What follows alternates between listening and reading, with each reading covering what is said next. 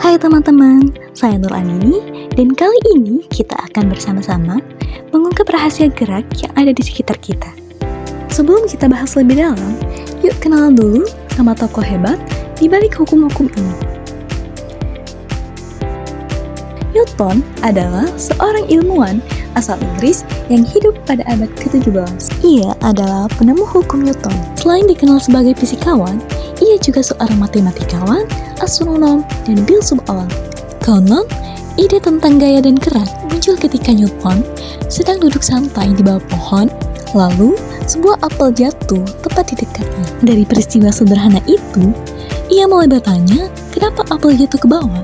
Apa yang menyebabkan gerak itu terjadi? Pertanyaan ini akhirnya menghantarkannya pada penemuan hukum gravitasi dan hukum-hukum gerak yang mengubah cara kita memahami alam semesta. Hari ini, kita bakal menyelami 3 hukum Newton yang menjadi dasar dari segala gerakan dalam fisika klasik. Yuk kita mulai petualangannya. Bayangin kamu lagi duduk di mobil yang tiba-tiba direm mendadak. Badanmu akan terdorong ke depan, bukan? Itu karena benda yang diam cenderung tetap diam, dan benda yang bergerak cenderung tetap bergerak, kecuali ada gaya dari luar yang mengubahnya. Ini dia hukum Newton pertama.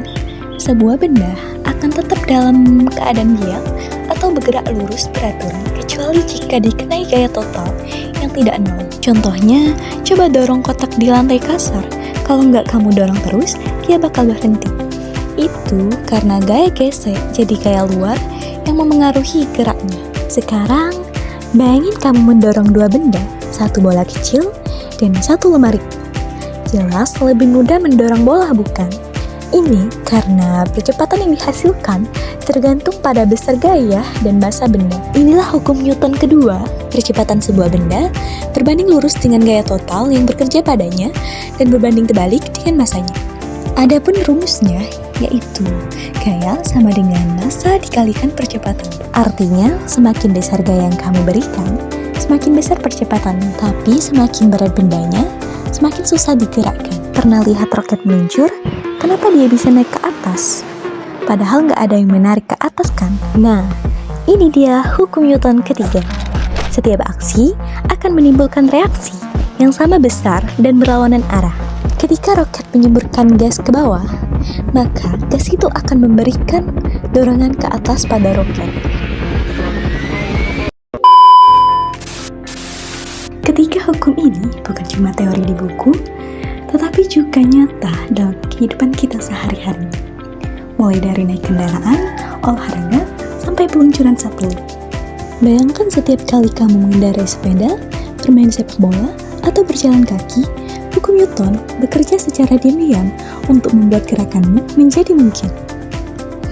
Hukum Newton membantu kita memahami bagaimana setiap gerakan, baik besar maupun kecil, terjadi karena adanya interaksi gaya-gaya yang bekerja pada benda. Jadi, kalau kamu penasaran bagaimana dunia bergerak, jawabannya ada di hukum Newton. Ingat ya, tanpa gaya takkan ada perubahan gerak.